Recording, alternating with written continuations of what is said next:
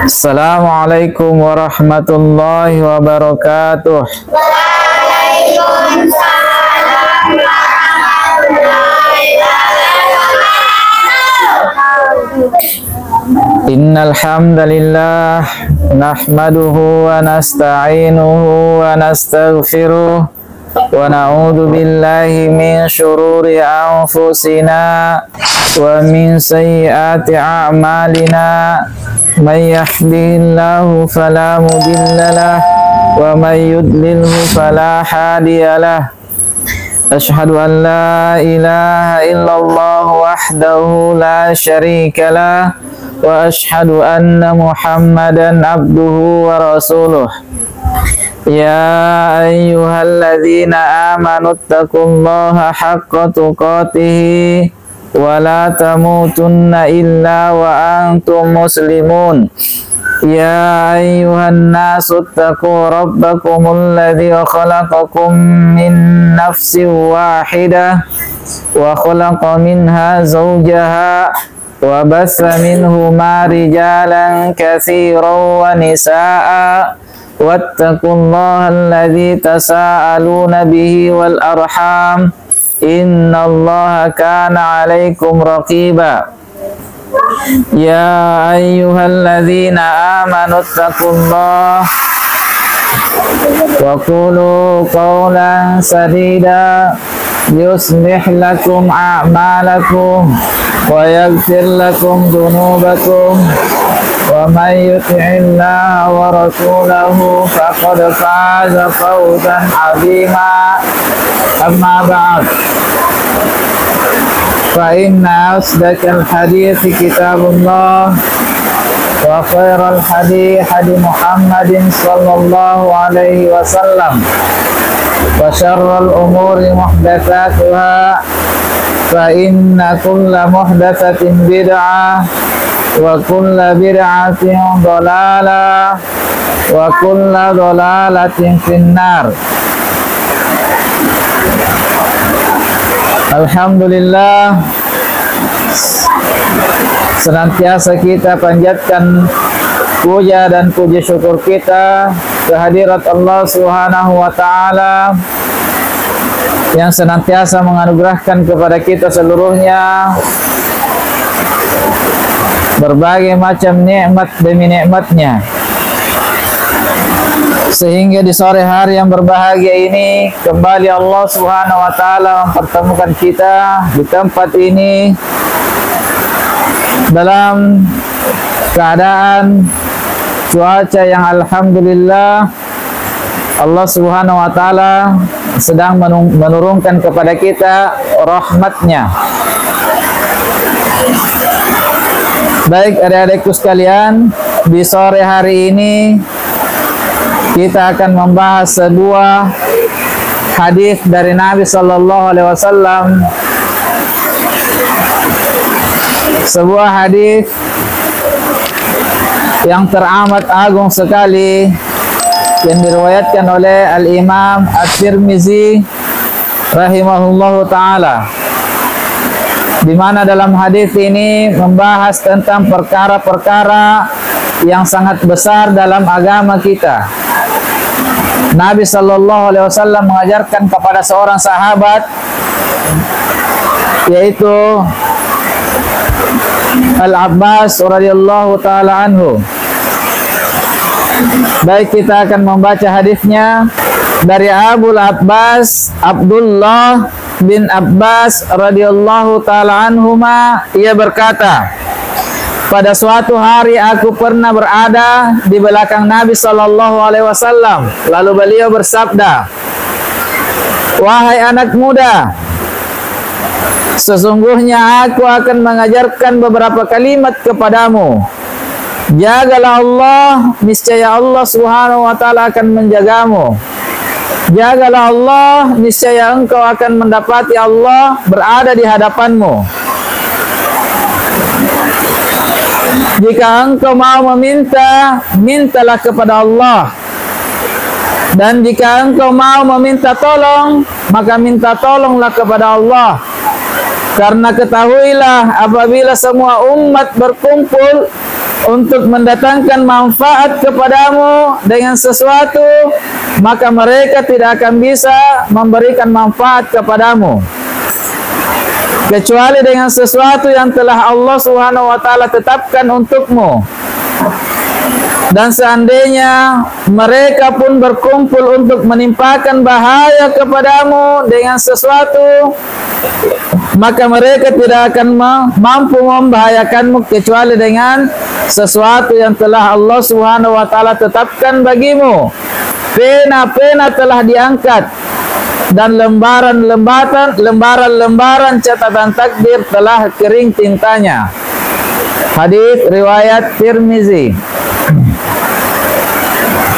Maka dalam hadis yang sangat mulia ini, Nabi sallallahu alaihi wasallam memberi pengajaran kepada kita semua dengan sebuah pelajaran yang teramat agung.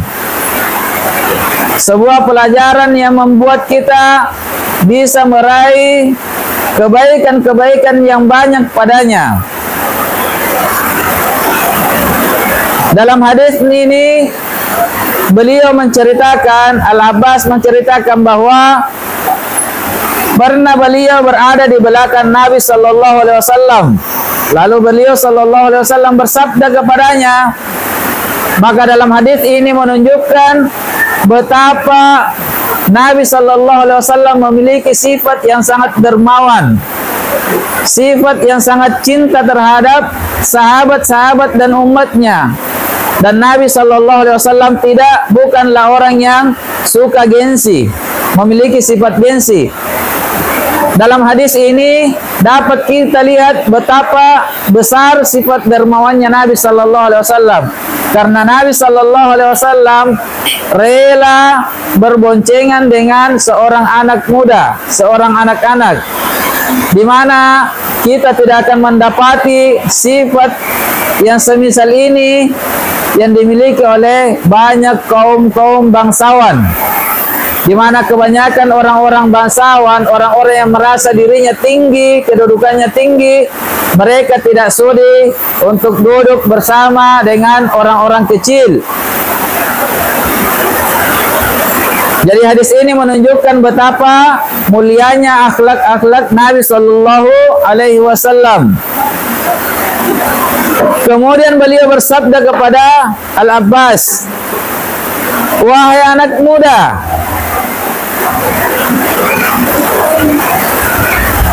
sesungguhnya aku akan mengajarkan kepadamu beberapa kalimat, yaitu jagalah Allah, niscaya Allah Subhanahu wa taala akan menjagamu." Coba lihat adik-adikku sekalian, coba perhatikan pelajaran pertama yang Nabi sallallahu alaihi wasallam berikan kepada sahabatnya ini, Al-Abbas, yaitu jaga Allah, maka Allah akan menjagamu.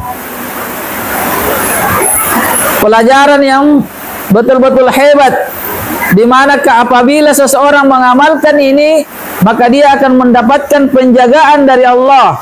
Maka coba lihat adik-adikku sekalian, pelajaran pertama yang Nabi sallallahu alaihi wasallam berikan kepada sahabat beliau ini, yaitu jaga Allah, niscaya dia akan menjagamu.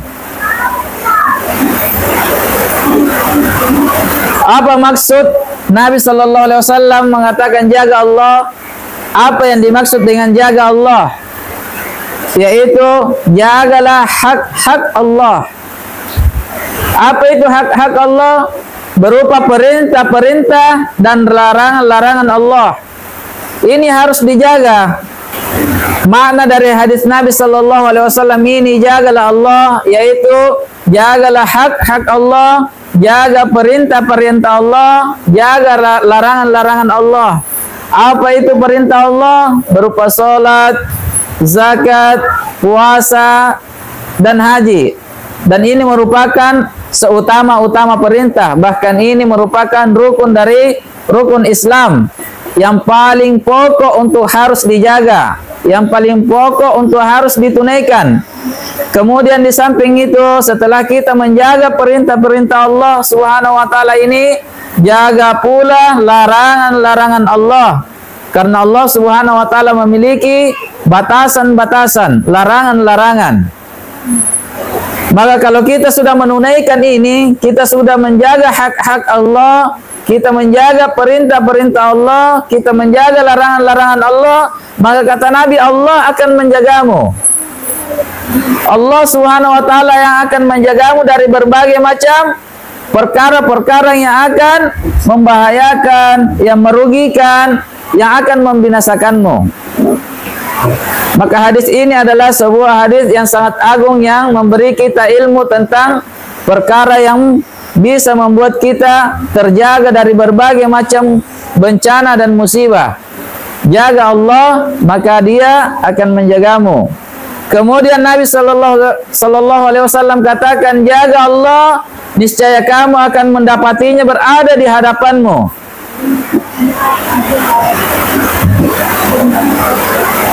Apa makna hadis ini? Nabi mengatakan, niscaya kamu akan mendapati Allah berada di hadapanmu. Yaitu maknanya adalah Allah Subhanahu wa taala akan memberimu hidayah. Allah Subhanahu wa taala akan menuntunmu. Allah Subhanahu wa taala yang akan mengarahkanmu menuju jalan-jalan keselamatan, jalan-jalan petunjuk. Ketika engkau sudah menjaga hak-hak Allah, engkau sudah menjaga batasan-batasan Allah, engkau akan mendapati Allah berada di hadapanmu. Allah yang akan menuntun jalanmu, Allah yang akan mengarahkanmu, Allah yang akan memeliharamu dari berbagai macam perkara-perkara yang akan membinasakanmu. Kemudian Nabi sallallahu alaihi wasallam selanjutnya mengatakan, wahai anak, jika engkau mau meminta sesuatu, minta kepada Allah. Kenapa Nabi sallallahu alaihi wasallam mengajari seorang anak yang masih kecil untuk berdoa, dan doanya itu hanya dikhususkan kepada Allah? Nabi bilang, kalau kamu mau sesuatu, minta sesuatu, minta hanya kepada Allah. Jangan minta kepada selain Allah. Kenapa? Karena ketahuilah adik-adikku sekalian, tak ada satu makhluk pun, tak ada satu sesembahan pun yang mampu memperkenankan doa selain Allah Subhanahu wa taala. Mendengar doa saja tidak, apalagi mampu mengabulkan doa. Karena kata Allah Subhanahu wa taala dalam ayatnya yang sangat mulia, Allah Subhanahu wa taala berfirman, ketahuilah bahwa sesembahan-sesembahan mereka orang-orang musyrik itu tidak akan mampu memperkenankan doa-doa kalian. Lalu kalau begitu, siapa yang mampu memperkenankan doa? Hanya Allah. Sebagaimana kata Allah Subhanahu wa taala dalam ayat yang lain, ud'uni astajib lahum. Berdoalah kalian kepada aku, kata Allah, maka pasti aku perkenankan untuk kalian. Maka coba lihat adik-adikku sekalian, pengajaran Nabi sallallahu alaihi wasallam yang teramat agung, teramat mulia. Nabi mengajari seorang anak untuk berdoa hanya kepada Allah, hanya kepada zat yang mampu memperkenankan doa, hanya kepada zat yang senang apabila orang berdoa kepadanya. Beda dengan makhluk. Beda dengan makhluk. Kalau makhluk, coba kita minta kepadanya, dia akan murka, dia akan marah, dan kita akan dibenci kalau kita meminta kepada makhluk. Adapun kalau kita selalu meminta kepada Allah, apapun yang kita minta, bahkan kita minta seluruh apa yang kita inginkan, kita minta kepada Allah, Allah Subhanahu wa taala akan senantiasa senang kepada hamba itu, ridha terhadap hamba itu, dan Allah Subhanahu wa taala berjanji akan memperkenankan seluruh doa-doa hambanya apabila dia berdoa kepadanya. Lihatlah pendidikan dari Nabi sallallahu alaihi wasallam. Dari kecil sahabat-sahabat beliau sudah diajarkan berdoa, meminta kepada Allah. Bahkan dalam hadis yang lain Nabi sallallahu alaihi wasallam katakan kepada sahabatnya, berdoa kalian kepada Allah walaupun hanya sendal kalian talinya putus. Talinya sendal kalian putus, minta ganti kepada Allah. Dalam perkara yang terkecil pun, yang sangat kecil, kita diajarkan untuk senantiasa berdoa kepada Allah, minta kepada Allah. Jangan minta kepada selain Allah, karena selain Allah Subhanahu wa taala itu adalah makhluk dan tidak memiliki sesuatu. Coba lihat adik-adikku sekalian, coba lihat, perhatikan sesembahan selain Allah, patung-patung orang musyrik yang mereka sembah. Apa yang mereka miliki? Apa yang sudah mereka ciptakan sehingga kita meminta dari ciptaannya? Mereka itu tidak punya sesuatu, bahkan mereka sendiri diciptakan. Bagaimana mungkin mereka bisa memberikan kepada kita apa yang kita inginkan? Ini adalah kebatilan, ini adalah kesyirikan. Dan perhatikan hadis ini, kalau kita meminta kepada Allah, kata Nabi sallallahu alaihi wasallam, ketahuilah bahwa doa itu adalah ummul ibadah. Coba perhatikan. Jangan perhatikan apa yang kita minta kepada Allah, tapi perhatikanlah doa itu sendiri. Karena doa itu adalah ummul ibadah, kepalanya ibadah, ibadah yang teragung, ibadah yang terafdol, ibadah yang terbesar adalah doa. Maka apabila kita berdoa kepada Allah Subhanahu wa taala, maka kita sudah mengerjakan ibadah yang sangat besar kepada Allah Subhanahu wa taala. Maka jangan berhenti berdoa kepada Allah. Jangan merasa berputus asa akan rahmat Allah. Bahkan Allah Subhanahu wa taala ancam. Allah mengancam orang-orang yang tidak mau berdoa kepadanya. Orang yang tidak mau meminta kepadanya. Allah ancam. Kalau kalian tidak mau berdoa kepada Allah,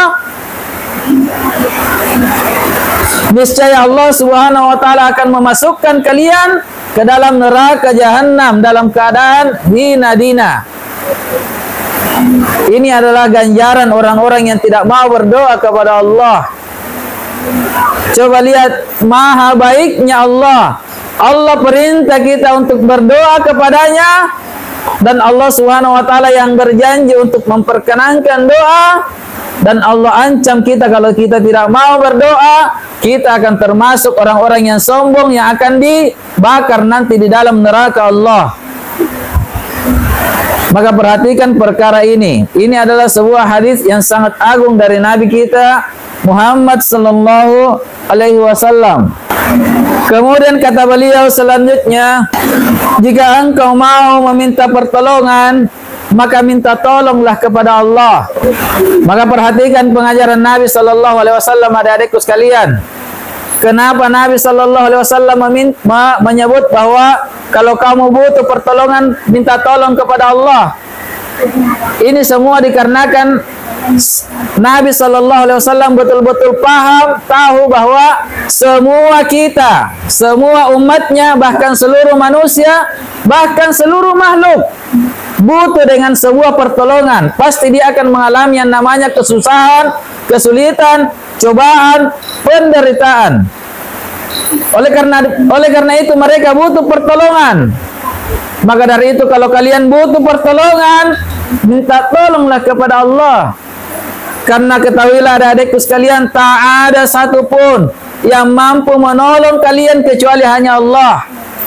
Siapapun itu, sesembahan orang-orang musyrik itu sama sekali tak mampu menolong para penyembah-penyembahnya. Coba perhatikan adik-adikku sekalian, patung-patung itu yang disembah selain Allah, andai kata ada lalat yang mau mencuri makanannya, dia tidak akan mampu mengusir walaupun hanya makhluk yang sangat kecil, seekor lalat. Dan andai kata lalat itu kencingi kepalanya, beraki kepalanya patung itu, niscaya patung itu tidak mampu membela dirinya. Dia pun tidak mampu membersihkan kotoran itu darinya. Lalu bagaimana mungkin dia mampu menolong para penyembah-penyembahnya? Bagaimana mungkin dia mampu menolong orang-orang yang meminta tolong kepadanya? Maka ini adalah sebuah kebodohan. Siapa yang memohon pertolongan kepada selain Allah Subhanahu wa taala, maka sungguh dia telah memohon pertolongan terhadap makhluk yang lemah, yang tak mampu memberi pertolongan. Lalu kenapa Nabi sallallahu alaihi wasallam mengajarkan kepada umatnya untuk meminta tolong hanya kepada Allah? Karena memang hanya Allah yang maha memberi pertolongan. Allah Subhanahu wa taala yang namanya saja dialah yang maha memberi pertolongan, yang maha penolong. Kata Allah Subhanahu wa taala, ni'mal maula wa ni'man nasir. Dia adalah sebaik-baik pelindung dan sebaik-baik penolong. Maka perhatikan perkara ini adik-adikku sekalian. Coba lihat. Hanya Allah Subhanahu wa taala yang mampu menolong hamba-hambanya, yang mampu menolong kita dari berbagai macam kesulitan kita, kesusahan kita, kesedihan kita. Tak ada satu makhluk pun yang mampu menolong kita. Dalam ayat yang lain Allah Subhanahu wa taala katakan, jika Allah Subhanahu wa taala yang menolongmu, maka tidak ada seorang pun yang dapat mengalahkan kamu. Dan jika Allah membiarkan kamu tidak mau menolongmu, maka siapakah gerangan yang dapat menolongmu dari Allah Subhanahu wa taala sesudah itu? Karena itu hendaklah kepada Allah Subhanahu wa taala saja kalian bertakwa, bertawakal.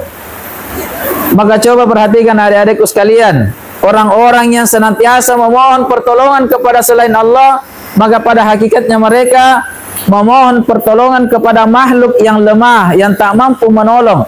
Bahkan diri mereka sendiri mereka tidak mampu untuk menolongnya. Lalu bagaimana bisa menolong orang-orang yang mau menyembahnya? Maka ketahuilah sebaik-baik penolong itu adalah Allah Subhanahu wa taala. Sebab dialah yang maha menolong akan hamba-hambanya yang membutuhkan pertolongan. Hadis ini juga sejalan dengan firman Allah Subhanahu wa taala dalam surah Al-Fatihah, Iyyaka na'budu wa iyyaka nasta'in. Hanya kepadamu ya Allah kami beribadah dan hanya kepadamu kami mohon pertolongan. Kenapa dikatakan hanya kepadamu ya Allah kami mohon pertolongan? Karena memang hanya Allah Subhanahu wa taala yang mampu memberikan pertolongan. Jadi coba lihat adik-adikku sekalian, Nabi sallallahu alaihi wasallam mendidik dari kecil seorang sahabat, umatnya dididik dari kecil untuk senantiasa mentauhidkan Allah Subhanahu wa taala dalam perkara ibadah-ibadah kepadanya. Doa adalah ibadah yang sangat besar. Demikian pula memohon pertolongan adalah ibadah yang sangat besar, yang hendaknya hanya kepada Allah kita meminta semua itu. Hendaknya kita hanya berdoa dan memohon pertolongan kepada Allah Subhanahu wa taala, jangan meminta kepada selainnya. Kemudian yang terakhir kata Nabi sallallahu alaihi wasallam, ketahuilah bahwa apabila semua umat, semua makhluk berkumpul untuk mendatangkan manfaat kepadamu dengan sesuatu, maka mereka tidak bisa memberikan manfaat kepadamu. Demikian pula seandainya mereka berkumpul untuk menimpakan bahaya kepadamu, niscaya mereka tidak akan sanggup memberikannya kecuali apa yang sudah ditetapkan untukmu. Maka coba lihat adik-adikku sekalian bagaimana pengajaran Nabi sallallahu alaihi wasallam. Sangat indah. Diajarkan kepada kita seluruhnya akan perkara-perkara yang akan mendatangkan kedamaian, kebahagiaan kepada kita. Lalu kemudian Nabi sallallahu alaihi wasallam katakan pena-pena telah diangkat dan lembaran-lembaran catatan takdir telah kering tintanya. Ini semuanya menunjukkan kepada kita bahwa segala perkara itu sudah Allah Subhanahu wa taala tetapkan. Jadi tidak ada lagi satu makhluk pun yang mampu memberikan celaka kepada kita, dan tidak ada satu makhluk pun yang mampu memberikan manfaat kepada kita, kebaikan kepada kita, melainkan semuanya itu sudah Allah Subhanahu wa taala tetapkan dalam kitabnya Lauhul Mahfuz. Allah Subhanahu wa taala berfirman, kata Allah Subhanahu wa taala, tiada sesuatu bencana pun yang menimpa di muka bumi, dan tidak pula pada dirimu sendiri, melainkan telah tertulis dalam kitab Lauhul Mahfuz sebelum kami menciptakannya. Sesungguhnya yang demikian itu adalah mudah bagi Allah Subhanahu wa taala. Oleh karena itu, adik-adikku sekalian, ayat yang agung ini memberikan ilmu kepada kita bahwa segala perkara sudah Allah Subhanahu wa taala tetapkan dalam Lauhul Mahfuz. Tidak bisa lagi dirubah. Jadi tidak usah takut dan bersedih hati. Tidak usah bersedih hati terhadap apapun yang tidak kita miliki, apapun yang luput dari kita. Karena semuanya itu sudah Allah Subhanahu wa taala tetapkan. Dan tidak usah terlalu gembira terhadap apa yang kita miliki. Kita punya harta yang banyak, kita punya kemewahan, kita punya badan yang bagus, kita punya muka yang bagus, yang rupawan. Jangan berbangga dengan itu. Karena itu adalah pemberian dari Allah yang sudah Allah Subhanahu wa taala tetapkan. Kapan berbangga? Saya khawatir Allah Subhanahu wa taala akan segera menghilangkannya darimu. Tidak usah berbangga. Apa yang kita banggakan, semuanya itu datang dari Allah. Dan tidak usah bersedih hati dengan keadaan kita. Apapun yang kita alami, apapun yang kita rasakan, semuanya itu sudah Allah Subhanahu wa taala tetapkan. Allah Subhanahu wa taala tidak memberikan kita sesuatu yang kita inginkan, semuanya itu karena hikmah yang besar dari Allah Subhanahu wa taala yang memang itu merupakan kebaikan untuk kita. Kemudian dalam hadis Nabi sallallahu alaihi wasallam yang sangat mulia, Nabi sallallahu alaihi wasallam bersabda, Allah Subhanahu wa taala telah mencatat seluruh takdir-takdir seluruh makhluknya sebelum diciptakannya langit dan bumi 50.000 tahun sebelumnya. Jadi Nabi sallallahu alaihi wasallam menyampaikan kepada kita bahwa seluruh takdir yang menimpa makhluk yang ada, baik manusia, hewan, jin, seluruh makhluk takdirnya sudah Allah Subhanahu wa taala tetapkan dalam Lauhul Mahfuz 50.000 tahun sebelum diciptakannya langit dan bumi. Jadi segala perkara yang sudah terjadi itu sudah merupakan ketetapan Allah, sudah ditakdirkan akan terjadi begitu. Kita terlahir ke dunia ini sudah memang Allah takdirkan kita akan terlahir di dunia ini. Kita berada di majelis ini, kita memang sudah ditakdirkan oleh Allah sebelumnya. 50.000 tahun sebelum diciptakan bumi ini, Allah Subhanahu wa taala sudah tetapkan kita akan berada di majelis ini. Jadi apa yang akan kita banggakan? Kita memiliki hafalan, kita menjadi orang baik, Allah memberi petunjuk kepada kita, semuanya itu sudah Allah Subhanahu wa taala takdirkan untuk kita, dan itu merupakan rahmat, karunia, kebaikan dari Allah Subhanahu wa taala kepada kita. Maka syukuri itu adik-adikku sekalian. Dan apapun yang luput dari kita, apapun yang terlepas dari kita, kita tidak memilikinya, walaupun kita sangat menginginkannya, maka berlapang dadalah. Pahamilah bahwa belum takdir kita memiliki perkara itu, maka bersabarlah. Karena kata Nabi sallallahu alaihi wasallam, sungguh sangat menakjubkan, sangat menakjubkan urusannya orang-orang yang beriman kepada Allah. Apabila mereka diberi nikmat, syakarah, mereka bersyukur kepada Allah.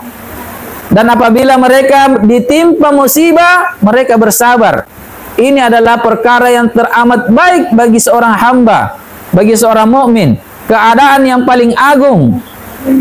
Kalau diberi nikmat dia bersyukur, dan kalau diuji dengan musibah mereka bersabar. Hadis ini yang kita bahas ini diriwayatkan oleh Al-Imam At-Tirmizi rahimahullahu taala. Baik adik-adikku sekalian, apa faedah-faedah yang bisa kita dapatkan dari hadis Nabi sallallahu alaihi wasallam yang mulia ini? Yaitu sebuah pengajaran dan pendidikan yang sangat agung dari Nabi sallallahu alaihi wasallam, bahwa betapa Nabi Sallallahu Alaihi Wasallam besar antusiasnya untuk mendidik umat ini agar mereka bertauhid kepada Allah Subhanahu Wa Taala, untuk mentauhidkan Allah Subhanahu Wa Taala dalam perkara ibadah kepadanya. Kenapa demikian? Terlihat dari hadis ini bahwa Nabi Sallallahu Alaihi Wasallam dari sejak kecil Nabi sudah mendidik sahabat-sahabatnya untuk jangan pernah meminta berdoa kepada selain Allah. Jangan pernah beribadah kepada selain Allah Subhanahu wa taala, karena beribadah kepada selain Allah itu adalah kesyirikan yang akan mendatangkan murka Allah. Baik adik-adikku sekalian, hanya itu yang bisa kami sampaikan di sore hari ini. Semoga Allah Subhanahu wa taala terus menunjuki kita, mengarahkan kita, memberi kita hidayah untuk kita senantiasa berjalan di atas jalan yang Allah Subhanahu wa taala ridhoi sampai kita kembali kepadanya. Dan semoga Allah Subhanahu wa taala kumpulkan kita seluruhnya di dalam surganya, di dalam surga yang Allah Subhanahu wa taala tempatkan nabinya tercinta. Baik, hanya itu adik-adikku sekalian. Subhanakallahumma wa bihamdik, asyhadu an la ilaha illa anta, astaghfiruka wa atubu ilaik. Assalamualaikum warahmatullahi wabarakatuh.